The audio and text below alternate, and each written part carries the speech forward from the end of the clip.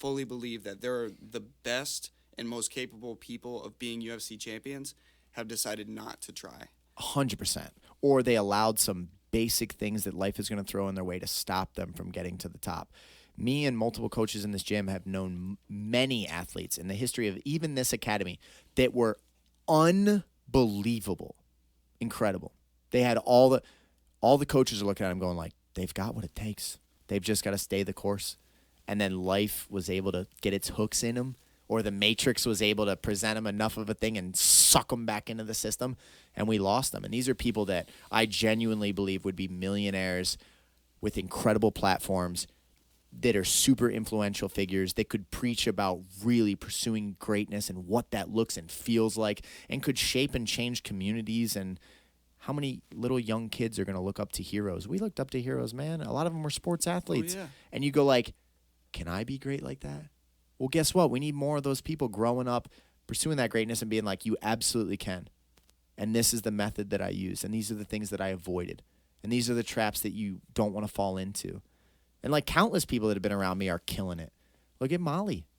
Molly is on top of the world right now. I cornered her in Brazil. I flew down there on Thanksgiving because her coach wasn't able to go. She called me 3 days before the fight. I flew down on Thanksgiving, left my family to go corner Molly in Brazil. She had flown out here for our first ever female mega camp. I don't even know if she was a pro yet. I think she was just turned pro. Just a young, passionate woman that was like, I'm going to make this life into what I want. I guarantee you. And she was very fiery and very like, through any trials or tribulations, because she had gotten knocked down many times. She had had days in training where she was in tears. But she was like, I'm going to do it. Now she's literally the queen of Liverpool of MMA. Yeah. She's going on the field with Liverpool FC. She's going to make millions of dollars. She just got signed with Barstool Sports. Molly is a literal inspiration for countless women in her city because she just stayed the course, man. She refused to believe in anything but herself. Juliana Pena, unbelievable. Pulled off the greatest upset. I'm not even going to talk about the second fight. Whatever. She pulled off the greatest upset in mixed martial arts in history. Nobody thought Juliana Pena was going to beat Amanda Nunes. I have an incredible story where I believe you witnessed this. The week of that fight, I posted in the SFS and MMA group, and I said, listen, I know all of you. I remember, yeah. I said, I know all of you are counting out Juliana. And on paper, she shouldn't win this fight. But I'm telling you right now, Juliana has the strongest self-belief I have ever seen in a person. And I'm not kidding by that. I've met a lot of people. Juliana, if she tells you, I will run through the structural concrete wall that keeps this building standing, she genuinely believes it.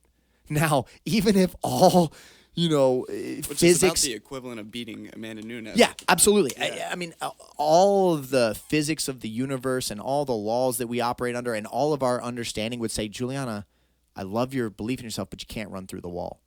She would run at that wall full force and smash her face into it if she genuinely thinks that she's going to get through it. And I remember I posted that and I said, listen, like, that's a trump card.